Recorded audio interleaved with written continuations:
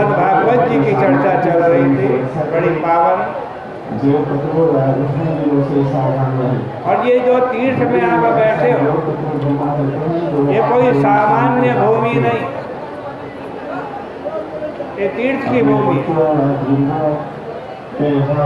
और यहाँ बैठे बैठे भागवत सुनते सुनते कब किस्मत बदल जाए,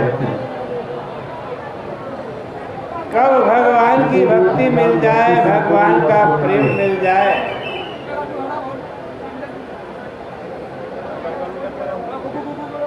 कोई भरोसा नहीं। इसलिए तीर्थ में जब भी आओ तो केवल गंगा स्नान मत करो, कथा सुनकर के जरूर जाओ। तीर्थ की भूमि किस लिए होती है? तीर्थ तो भगवान की याद दिलाने के लिए होता है, परमात्मा की याद दिलाने के लिए। आप किसी ऐतिहासिक नगरी में पहुंचते हो, बड़े बड़े महल देखते हो, पुराने पुराने, तो किसकी याद आती है?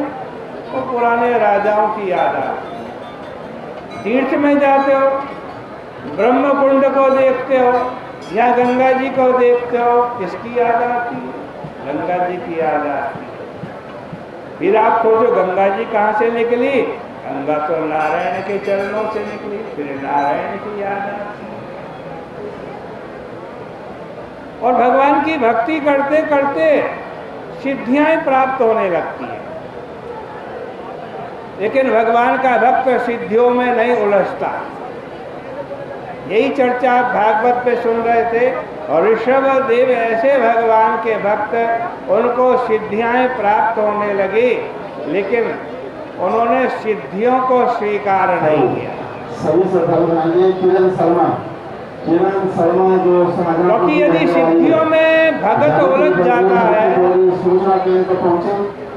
तो फिर भगवान नहीं मिलते, वो सिद्धियों में ही उलझा रह जाता। यहाँ छठे अध्याय में भागवत जी के 5वें स्कंद के छठे अध्याय में परीक्षित प्रश्न कर रहे हैं सुखदेव जी से। परीक्षित ने पूछा, हे सुखदेव जी, जो लोग आत्मा राम हो गए और जिन्होंने योग से ज्ञानाग्नि को प्रज्वलित करके अपने कर्म बीज को ही भून दिया, उनके पास यदि सिद्धि आ भी जाए तो वे उनमें राग द्वेष नहीं उत्पन्न कर सकती। फिर ऋषभ देव जी ने सिद्धियों को क्यों स्वीकार नहीं किया? ऋषभ देव जैसे संत जो आत्माराम हो गए, जिनको कहीं आसक्ति नहीं है, जिनको किसी से लेना देना नहीं है, केवल परमात्मा का ध्यान करते हैं, सिद्धियां आई, उन्होंने हाथ जोड़ दिए, मुझे तुम्हारी आवश्यकता नहीं। परीक्षित पूछ रहे हैं, भाई उन्होंने सिद्धि को अस्वीकार क्यों कर दिया? उनका सिद्धि कुछ बिगाड़ तो नहीं सकती थी। सुखदेव जी तब कह रहे हैं कि परीक्षित, तुम्हारा यह कहना ठीक है कि सिद्धियों से महात्मा का कुछ नहीं बिगड़ सकता, परंतु जो श्रेष्ठ पुरुष होते हैं वे अपने मन का भी विश्वास नहीं करते, क्योंकि यह मन बड़ा चंचल है। एकेन मनसोद्धा विस्रम्भ मलवस्थारस्य षट्किरात इव संगच्छन्ते। भागवत कह रही है, यहाँ इधर उधर की बात नहीं होती, शास्त्र की बात होती। देखो, मन की स्थिति वैसी ही है जैसे कोई कपटी किरात पहले आकर के दोस्ती कर ले और फिर ठग ले। इसलिए इस चंचल मन के साथ दोस्ती नहीं करनी चाहिए, मैत्री मत जोड़ना, क्योंकि इस मन पर विश्वास करने से अरे शंकर जी जैसे समर्थ ईश्वर भी धोखा खा गए। हुआ क्या? भगवान शंकर ने भगवान का मोहिनी अवतार नहीं देखा था, और अवतार देखे तो मोहिनी नहीं देखा। चले गए भगवान के पास, नारायण भगवान से कहा प्रभु सब अवतार देखे, मोहिनी अवतार नहीं देखा, आप हमें मोहिनी अवतार दिखा दो। विष्णु भगवान ने कहा उस अवतार को आप न ही देखे तो अच्छा, लेकिन जब आग्रह किया, ज्यादा आग्रह किया, तो भगवान ने अपना मोहिनी अवतार शंकर जी को दिखा दिया। उस मोहिनी अवतार को देखकर भगवान शंकर ऐसे मोहित हो गए कि उनका वीर्य स्खलित हो गया। इसलिए भाई महात्मा लोग अपने मन पर विश्वास नहीं करते। यह मन दुश्मनों को अपने घर में बुला करके रख देता।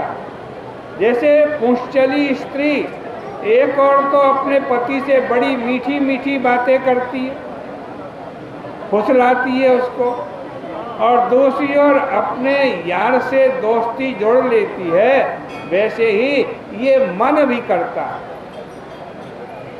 उसके कारण काम, मन्यु, मद सब आ जाते हैं। इसलिए कभी भी अपने मन पर यह विश्वास करके कि यह तुम्हारा कोई नुकसान नहीं करेगा, सिद्धियों को स्वीकार नहीं करना चाहिए। ऋषभदेव जी महाराज ने आगे चल करके यह भी विश्वास दिलाया कि योगियों को अपने शरीर का परित्याग कैसे करना चाहिए। उन्होंने शांति धारण की। यह अभिमान तो उनमें बिल्कुल नहीं था कि यह शरीर में हूँ और यह मेरा है। फिर भी अभिमानाभासेन संक्रममाण,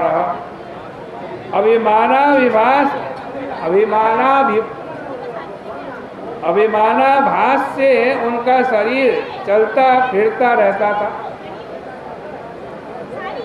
कोई भी परमात्मा को जान जाए तब वो किस बात का अभिमान करे?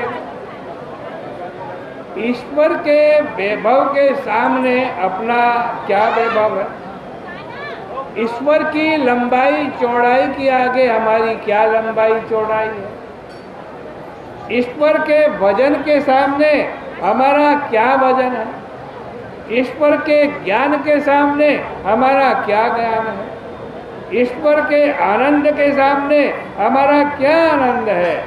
यदि कोई ईश्वर को देख ले तो उसके इस नन्हे देह के अंदर ऐसी कौन विशेषता है जिसका अभिमान करेगा?